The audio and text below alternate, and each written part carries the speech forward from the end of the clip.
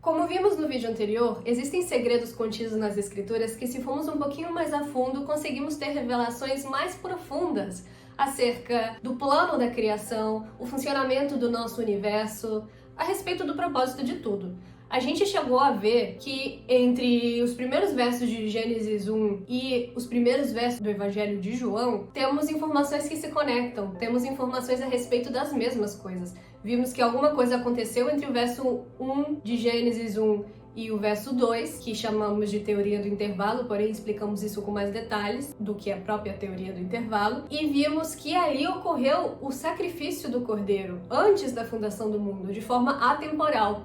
E que essa é a luz da qual João, o evangelista, fala nos primeiros versos de João. Porém, quando consideramos todas essas questões, o que significa essa ressurreição atemporal ou esse sacrifício antes da fundação do mundo? O que significa essa questão da atemporalidade? Além disso, teremos que considerar que Cristo é pré-existente. Vamos falar um pouquinho mais a respeito disso?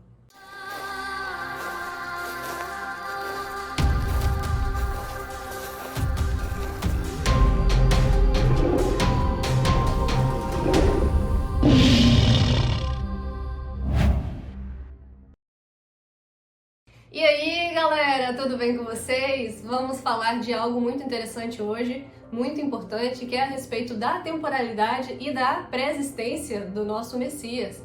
São temas-chave para que a gente venha compreender muita coisa nas Escrituras, basicamente tudo, pois as Escrituras em si são atemporais, as Escrituras em si contêm informações acerca da temporalidade. Mas então, para a gente começar, vamos falar o que é atemporalidade segundo o dicionário. Atemporal, no dicionário, significa algo que não é afetado pelo tempo. É algo que transcende o tempo. Também significa que não há tempo, que está fora do domínio do tempo ou intemporal. Vamos exemplificar. Em Gênesis 1:14, que eu espero que vocês consigam compreender depois do vídeo anterior, que se trata da recriação dos céus e da terra depois do caos que foi instaurado devido à rebelião celestial, a gente vê nesse versículo específico o Criador fazendo os luminares.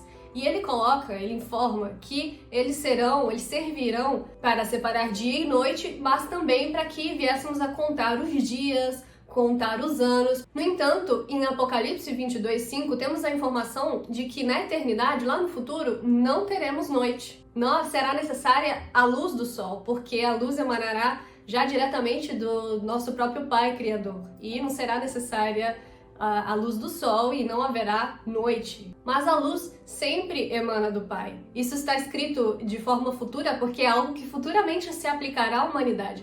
Porém, aqueles que não foram destituídos da presença do Pai, da glória do Pai, eles ainda têm essa luz emanando a todo tempo. Apenas com essa pequena comparação a gente consegue compreender como o tempo que se aplica a esta dimensão, a este plano, não se aplica às dimensões celestiais. Eu costumo exemplificar que este plano ele é delimitado por espaço, tempo e matéria.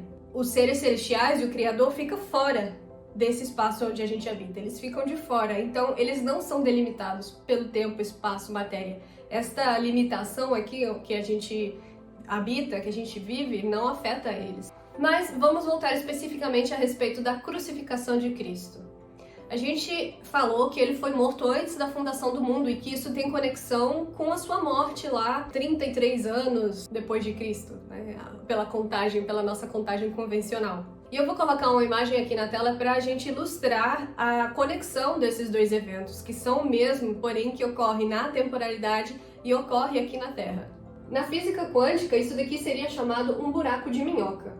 E aqui eu encontrei essa imagem e achei que ilustra bastante bem o que a gente vai falar. Eu tirei essa ideia do canal Metafisicamente, um abraço para o Samuel Benini. Mas aqui vemos onde temos a luz amarela, a gente pode chamar do momento da crucificação atemporal de Cristo, ou seja, o momento do sacrifício do Cordeiro. Vocês podem ver que sai uma luz amarela, ela se torna azul e lá no final se conecta novamente com o que ocorreu lá em cima. Esse é o buraco de minhoca que está conectando dois eventos simultaneamente. Mas na verdade aqui no que a gente está falando é o mesmo evento ocorrendo. No sacrifício atemporal do Cordeiro, que ocorreu porque ele já foi de antemão pagar o preço do pecado, que é a morte, houve uma conexão com o momento da sua crucificação na terra, que é essa luz azul. Então, quando a gente vê essa luz amarela caminhando e se tornando azul, isso daqui seria a própria história da humanidade. Vocês podem ver que aqui, antes desse tufo amarelo, há uma linearidade normal. Então, antes a gente pode dizer que é o início. Lá, Gênesis 1 começa no início, aqui, onde eu vou colocar na tela. As coisas transcorrem normal. E aí, Gênesis 1:2, onde ocorre o sacrifício do cordeiro, é esse tornado amarelo. Depois, haja luz. Gênesis 1:3, nessa bolinha amarela. Isso propiciou o novo plano, isso propiciou a história da humanidade. Então, lá na frente ocorre o sacrifício do cordeiro e ainda temos mais tempo de duração da história da humanidade, até que venha a ocorrer o Apocalipse. E aí a gente volta, vamos dizer assim, para o início no sentido de voltarmos para a eternidade, de não haver mais limitação do espaço-tempo. Então, a temporalidade, a gente poderia, no aspecto da crucificação de Cristo, a gente poderia explicar dessa forma, onde ocorre algo que é ligado na terra e nos céus.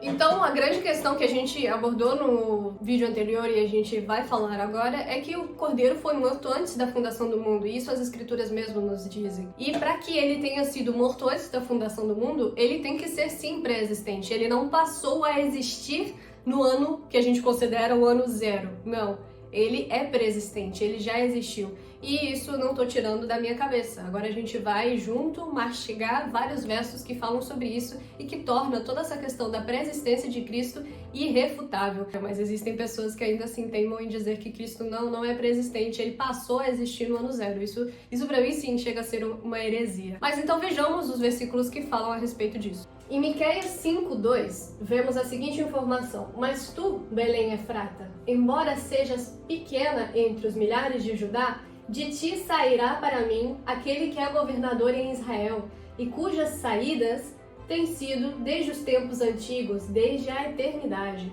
Aqui no livro de Miqueias, nesse versículo, a gente vê uma profecia a respeito do surgimento do Messias, a respeito do seu nascimento em Belém, e aponta ainda que a sua origem é desde a eternidade. Ele aponta que a origem do Messias é desde os tempos da eternidade, esse atemporal. Ou seja, ele é anterior a este plano que é delimitado pela questão do espaço, tempo e matéria. Vendo aqui esse versículo que eu coloquei para vocês, vocês podem falar, não, mas está falando de saídas, não está falando de origem. Onde está escrito que as suas saídas são desde os tempos antigos, essa palavra saídas, na verdade, quando consultamos o Strong, fala origem. A palavra correta para isso é origem. E temos também Isaías 63:16. Sem dúvida, tu és nosso pai. Embora Abraão não saiba a nosso respeito e Israel não nos reconheça, tu, ó Senhor, és nosso Pai, nosso Redentor. Teu nome é desde a eternidade. Aqui a gente vê especificamente um verso não messiânico. Ele está falando sobre o Criador, Deus, e está falando que o nome dele é desde a eternidade. Então, para ilustrar para vocês a questão da pré-existência de Cristo e da temporalidade, a gente está comparando dois versos específicos, onde um fala que a origem do Messias é desde a eternidade e o outro fala sobre o nome do Criador ser desde a eternidade. Nesse sentido, aqui a mesma palavra está sendo utilizada, Olam, nos dois versos.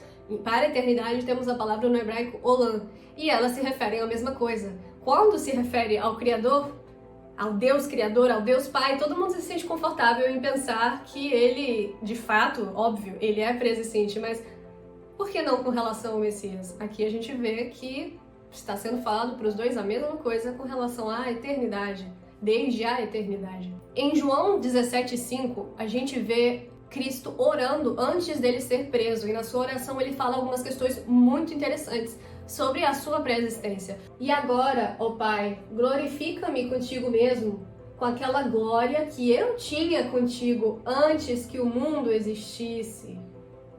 Antes que o mundo existisse, o Messias possuía glória, porque ele estava junto ao Pai. Ele foi morto antes da fundação do mundo, porém ele ressurgiu também antes da fundação do mundo, e foi esse sacrifício que propiciou o plano de redenção da humanidade. Mais adiante nessa oração a gente vê mais questões importantes. Pai, eu desejo que onde eu estou estejam comigo também aqueles que me tens dado, para que eles vejam a minha glória, a qual tu me deste, porque tu me amaste antes da fundação do mundo. Mais do que a gente vem falando. O Messias, ele existe antes da fundação do mundo. Todas as coisas foram criadas por ele e para ele, e ele é antes de todas as coisas, e por ele todas as coisas subsistem. Isso está escrito também em Colossenses. Esse versículo especificamente explica como que através do sacrifício do Cordeiro e de sua ressurreição se possibilitou o que a gente já vem falando sobre o plano da redenção, mas também a criação de todas as coisas, né? A recriação, a criação de novos céus e nova terra.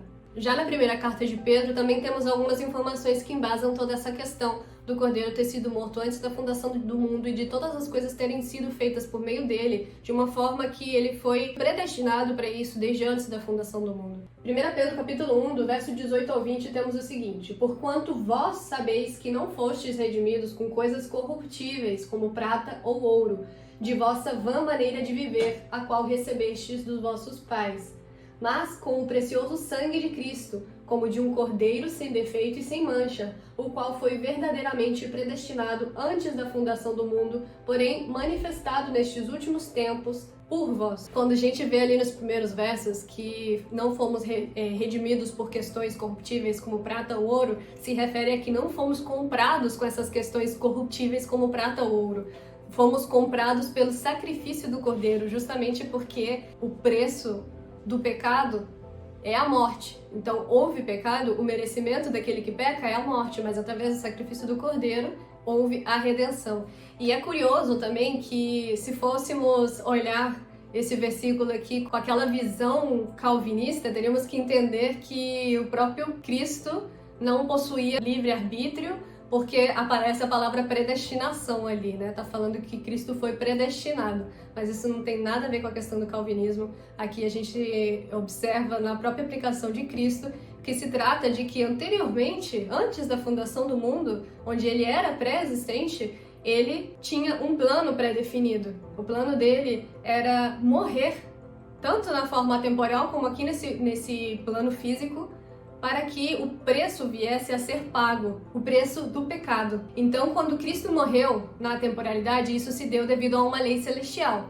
Agora, quando ele morreu aqui, foi para dar exemplo à humanidade, não através da sua morte, mas para que viesse a ser pregada a boa nova a todos os cantos do mundo, viesse a ser pregado o evangelho a respeito da sua vida, para que nós tivéssemos um roteiro, um guia sobre o que devemos fazer para alcançarmos a salvação que é por meio dele e para se fazer visível o sacrifício que ocorreu desde antes da fundação do mundo, para que todos esses mistérios viessem a ser pregados, falados para toda a humanidade.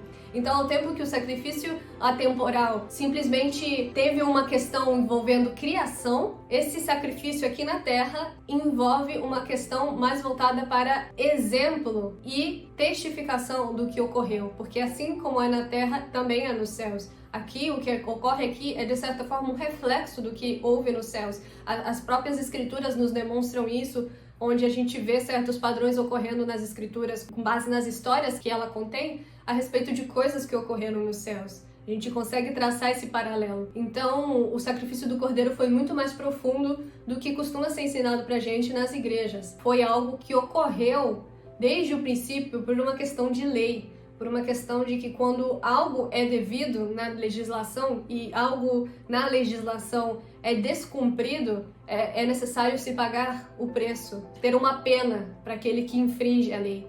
E é por isso que as escrituras são tão incisivas em falar que o preço do pecado é a morte. É porque, de fato, o pecado ele não se iniciou aqui na Terra. O pecado ele começou já lá nos céus, com a rebelião celestial. Então, quando a gente vê essa ênfase, não é para falar, olha, o preço do pecado é a morte, quando você peca, você está morto espiritualmente, você está longe de Deus. Sim, isso tem a aplicação a nós nesse sentido, mas é algo muito mais amplo. Deveríamos morrer por termos pecado, deveríamos morrer por sermos pecadores. Mas essa herança da morte não se deve a Adão e Eva, que pecaram no Éden. Isso envolve algo muito anterior. Isso tem a ver com os nossos espíritos, porque nós somos revestidos de carne e sangue para termos uma experiência carnal aqui na Terra. Isso as Escrituras nos falam. Mas nosso espírito, ele também é pré-existente, e toda essa questão do sacrifício atemporal pré-existente do Cordeiro envolve uma questão da pré-existência de todos os seres que estão aqui participando de carne e sangue. E é por isso que a gente tem esse evangelho onde é falado que se não for por meio de Cristo, sendo Ele o caminho, não há redenção, não há retorno. Justamente porque o preço do pecado é a morte, esse valor foi pago por Cristo, e se não for aceito o sacrifício de Cristo na vida da pessoa, a pessoa não tem direito a isso. Então, sim, nós viemos aqui a este plano condenados, e é por meio de Cristo que temos acesso à vida eterna, porque é direito nosso a condenação, mas também por meio do Messias é nosso direito à redenção. Cabe a nós escolhermos o que vamos fazer. Mas sobre isso falaremos mais especificamente no próximo vídeo.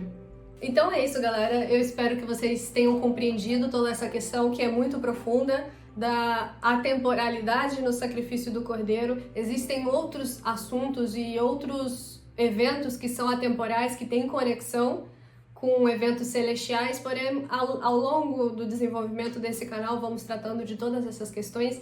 Meditem acerca dessas passagens que eu coloquei para vocês. Separei várias outras, porém ia ficar um vídeo muito extenso, é muita coisa que indica a pré-existência do Messias. Isso é algo inegável, a pré-existência do Messias, e isso acaba dando ali uma brecha para que a gente venha a entrar também para falarmos da nossa pré-existência, que é algo muito bonito, e é por isso que eu fico aqui falando para vocês que nós somos estrangeiros e peregrinos nessa terra, porque a nossa pátria está nos céus.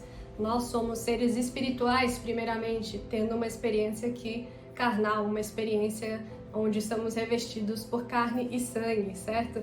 No próximo vídeo a gente elucidará todas essas questões um pouquinho a mais. Eu espero que vocês tenham gostado. Fiquem na paz do Eterno. Um beijo no coração de vocês.